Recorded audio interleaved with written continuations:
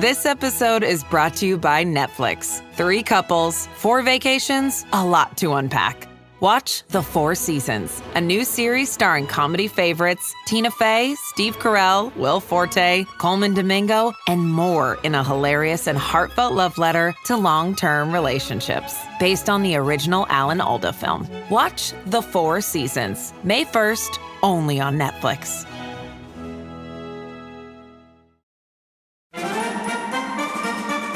The Red Apple Media Podcast Network presents This is Protecting America.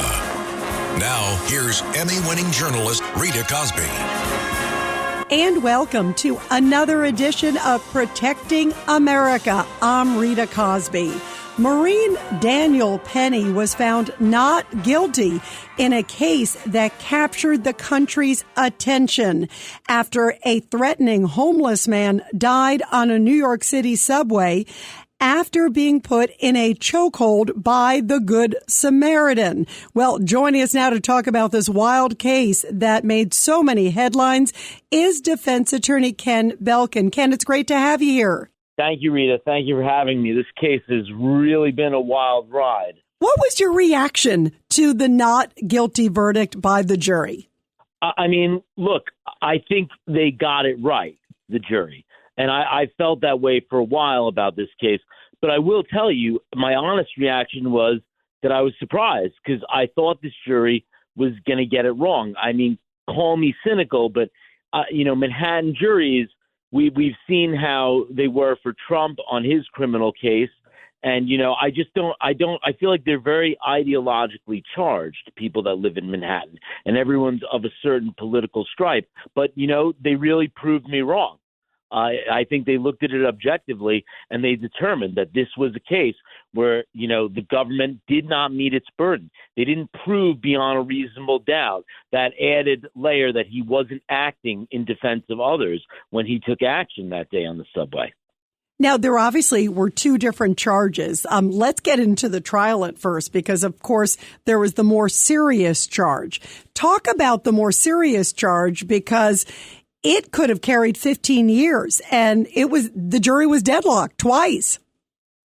Yeah, that was the manslaughter charge, which it carries a sentence, as you noted, as a maximum of up to 15 years. And the jury did deadlock on and sent repeated notes to the judge informing them that they could not reach a unanimous verdict on it.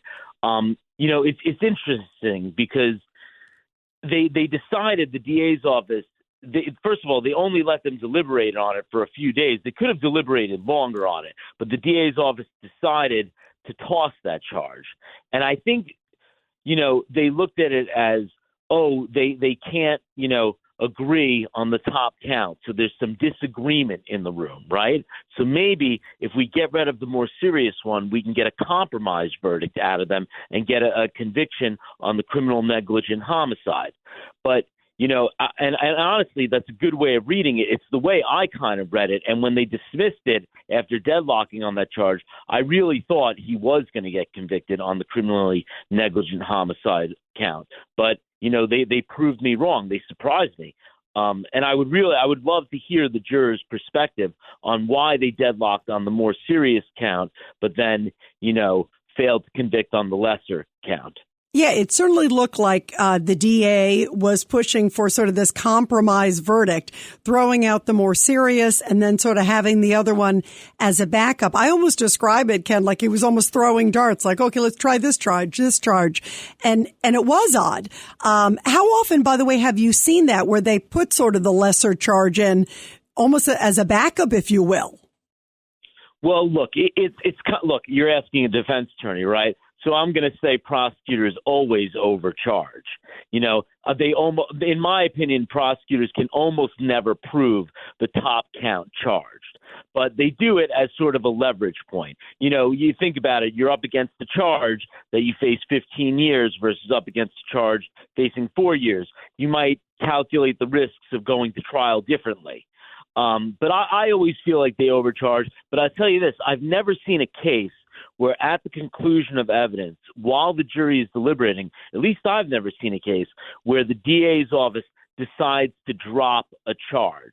I've seen judges throw charges out at that stage, but I've never seen a DA's office do it. And it seemed like, I hate to say it because I do have a lot of cases against the DA's office. I don't want to be treated harshly, but it feels like they were trying to manipulate the jury's deliberation process to achieve, a conviction. As we're looking at also the two different charges, very different. The second one could have carried 4 years. And it is unusual, isn't it? That just like you said at the very beginning, Ken Belkin, it's unusual if they were deadlocked on the first and they came back so quickly on the second to say not guilty. That was a big surprise. How unusual is that a jury would be, deadlocked twice, take quite some time to get there. Then of course it goes to the next charge and they came back. I mean, it was a little over an hour, it seems. Yeah, I would really love to interview them because it's so, and I do this when they release the alternates after a jury is deliberated. They'll first release the alternates before the verdict comes out. I will chase the alternates down in the hallway to try and ask them their opinion and get an idea of what's going on. You're allowed to do that. And I think it's fascinating as an attorney. It helps you grow, to learn what impacted a juror. Because remember, attorneys, they get caught in their little bubble of talking to attorneys and judges all day. They forget juries are comprised of regular people. There's no preference for profession, class, race, or anything when it comes to jury service. When we're looking at the jury in this case, we know, I think it was 7 women, 5 men. Most of them, if not all, had ridden on the jury. Would that be the sort of dream jury for you if you were handling this case? I mean, it's a pretty good jury, I feel like. And look, I hate to be sexist, but you've got 7 women who ride on the subway, and we heard testimony in this case from multiple people who had ridden on the subway. One person, I think, every day they testified almost that they had ridden on the subway for over 20 years, and they had seen all manner of crazy things on the subway. But what they saw on that day was the most terrified they had ever been in a subway experience. So I think that speaks volumes in that of itself as to the degree of the potential threat that Daniel Penny was responding to. Last week was our first playoff game, and my plaque psoriasis was so itchy under all my gear. Sometimes just thinking about scratching could take me out of the moment. And then my doctor told me I could get clearer skin with a pill called Otezla. Otezla apremilast is a prescription medicine used to treat adult patients with plaque psoriasis for whom phototherapy or systemic therapy is appropriate. Otezla can help you get clearer skin after just 4 months. Okay, ready for the next game. Talking to my doctor about a pill was a total game changer. Don't use Otezla if you're allergic to it. Get medical help right away if you have trouble breathing or swallowing, swelling of the face, lips, tongue, throat, or arms. Severe diarrhea, nausea or vomiting, depression, suicidal thoughts, or weight loss can happen. Tell your doctor if any of these occur and if you have a history of depression or suicidal thoughts. Live in the moment. Ask your doctor about Otezla. Call 1-844-4-OTEZLA or visit Otezla.com for prescribing info about cost, and more. Choosing a bottled Starbucks Frappuccino drink that's all flavor and just 100 calories? Easy. Choosing between creamy vanilla, double chocolate, and sea salt caramel flavors? A little harder. Try the delicious new Starbucks Frappuccino light drinks. Look for them wherever you buy groceries. Start with Starbucks coffee. Let's talk about also some of the evidence in the case, because a lot of it was also Daniel Penny's own testimony. He, right after everything happened, he went to the police station. I think he waived his Miranda rights. He thought at this point Jordan Neely was still alive, because I think he was still breathing when the cops came. And he said, listen, I never, I didn't want to harm the guy. I just wanted to subdue him. How much do you think that helped? Because he didn't testify. He really didn't need to. Wasn't that video sort of a backup testimony, if you will? Yeah, and the good thing about a video is it can't be cross-examined by a prosecutor, right? Prosecutors have all sorts of tricks. When you cross-examine someone, you usually ask them a series of yes or no questions to try and box them in. And it can be hard, it can be easy, but people can get boxed in when confronted like that on the stand, even if they're being honest. And, this video gives him the benefit of kind of advancing his narrative without subjecting him to that liability of potential cross-examination.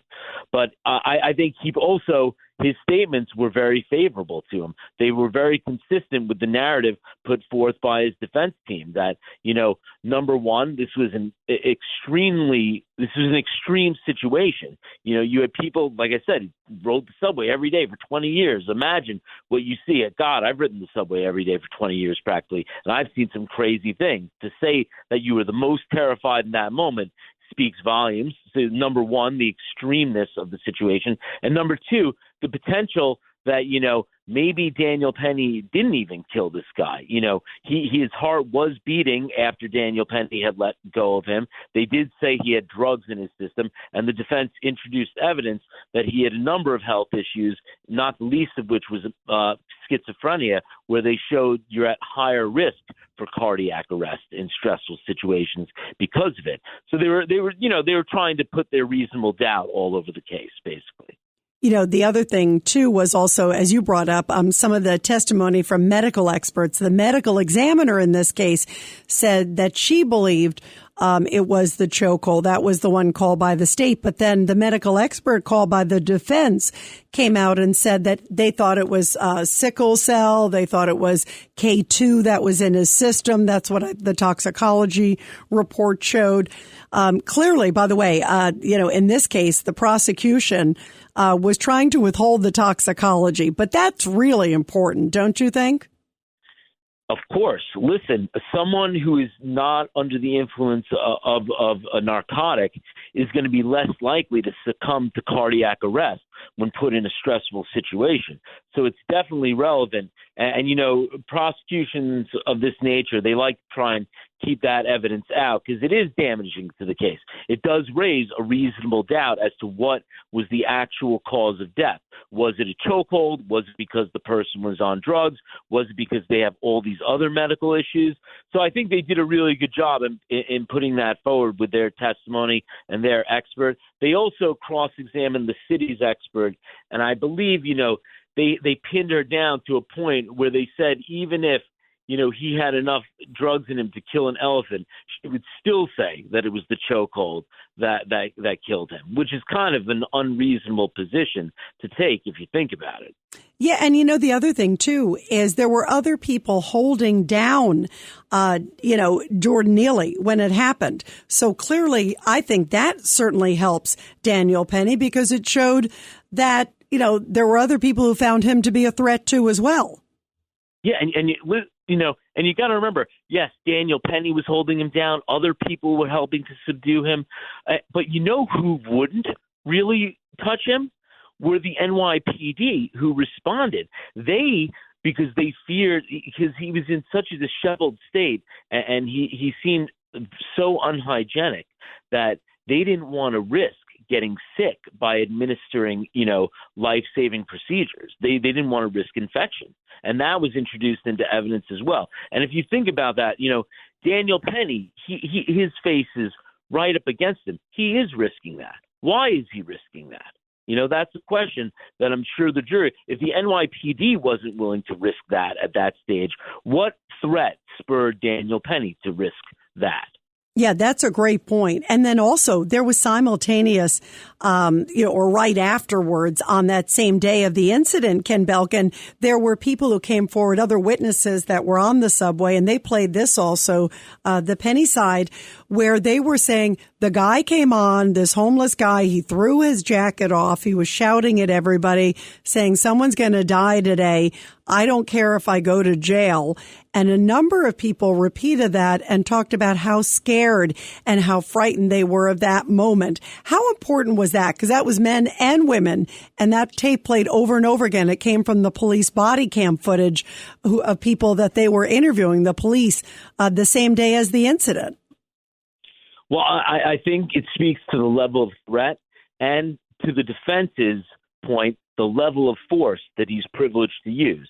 You've got a gentleman making threats to people's lives, and they were outward explicit threats to life, that he was going to kill someone. He was willing to go to jail for life, that someone was going to die. They were outward express threats of death towards Daniel Penny and the passengers from a seemingly unarmed man. I mean, you don't really know if he's armed, but he wasn't outwardly displaying a weapon. And that's the level of force that Daniel Penny applied, right? He applied, unarmed hand-to-hand force. Yes, he had some training that gives him an advantage. It is what it is, but he didn't apply lethal force. He's a Marine. If he wanted to apply lethal force, I think we would have seen something very different happen there, not a chokehold where he's gently placing him on the ground. The other thing, too, is that, the Jordan Neely, the homeless guy, was always pictured as sort of, the former Michael Jackson impersonator. And yet we learned in court that he was, I think it was 6'2". He was actually bigger, I think, than Jordan Neely. He was a big guy. Yeah, over 40 arrests, which I don't think they were able to get into, really. One of which was an alleged kidnapping of a young girl. So this guy, had a checkered past. Not that matters to the defense, because right in that moment, Daniel Penny doesn't know he has 40 arrests, but he does know this is a big guy coming in to an enclosed subway car. Can't get out. You're in a subway car. There's nowhere to run to. You're trapped. You're in a tin can, essentially. And this big guy is threatening to kill someone. Let's talk about also some of the racial undertones that came out in the trial. A lot of people have talked about it, even some of the comments afterwards. Black Lives Matter has made some comments afterwards. But even during the trial, the prosecutor referred to Daniel Penny as the white man. Almost trying to stir the sort of racial tensions, yet there was no indication that Daniel Penny did anything to Jordan Neely because of his race. It was more the threat. And in fact, there were African-American women on the train that he was protecting and others. How did you feel about that when you sort of saw some of the racial undertones that clearly were being brought in, at least by the prosecution? I mean, my faith in Manhattan as a society has been reinstilled by the fact that a jury did not fall for this, because it's really disgusting. And exactly to your point, a subway car is about the most diverse place on planet Earth. A New York City subway car, it really is. All types of people ride the subway. And, there were people of all different races and ethnicities that he was defending. And this had nothing to do with race.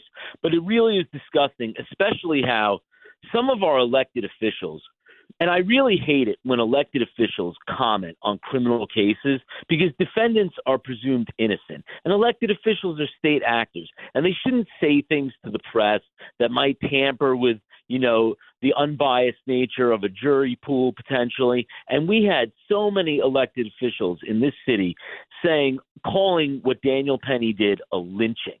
And it is disgusting. It's revolting when you think of the insult to the families of actual victims of lynchings. And we have had a history of lynchings in America. It's true. But how disrespectful it is to those families that you would compare what happened on this subway car to a lynching. And you had elected officials just parroting it and repeating it, like totally oblivious to reality. Yeah, absolutely. And then there were also the protests outside, that there were reports that the jurors could hear it while they were deliberating inside. They were chanting, whatever, guilty, guilty, guilty. That was kind of startling to me. Isn't that sort of, jury interference?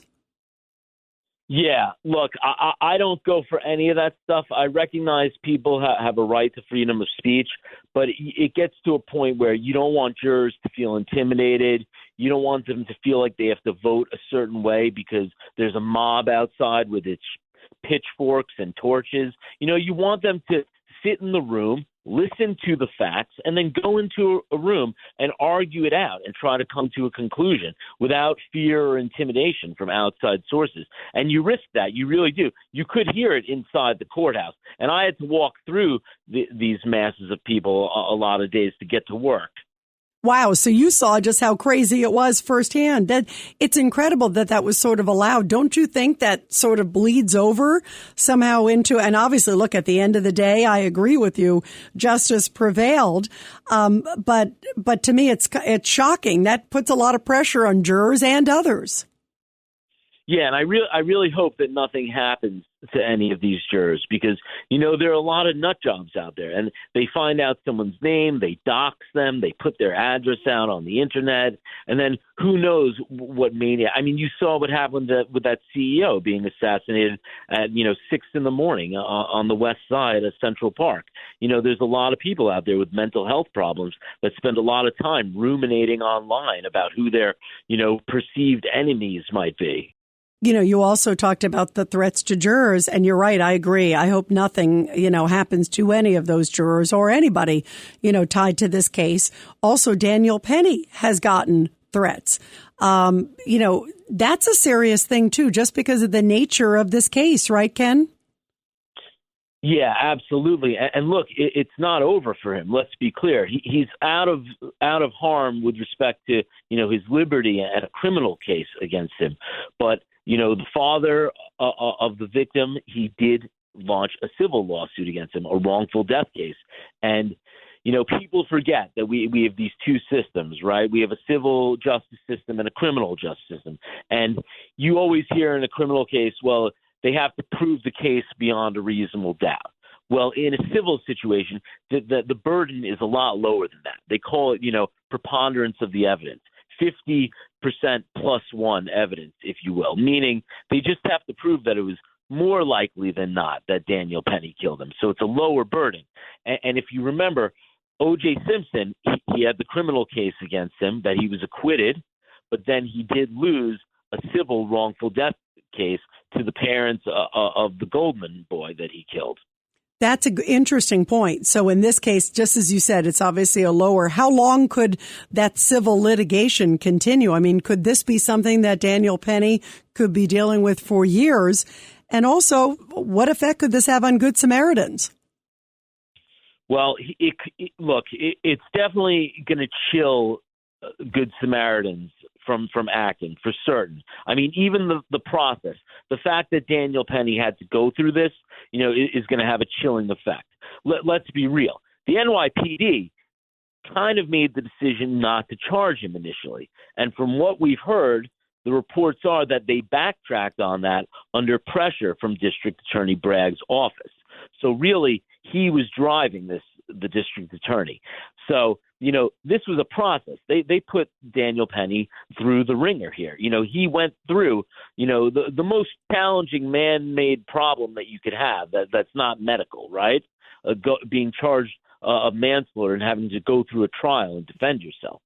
So, he's definitely been through it, and people have seen that he's been through it. And I think if a situation were to arise on a subway, it might pop up in people's minds what this man went through before acting.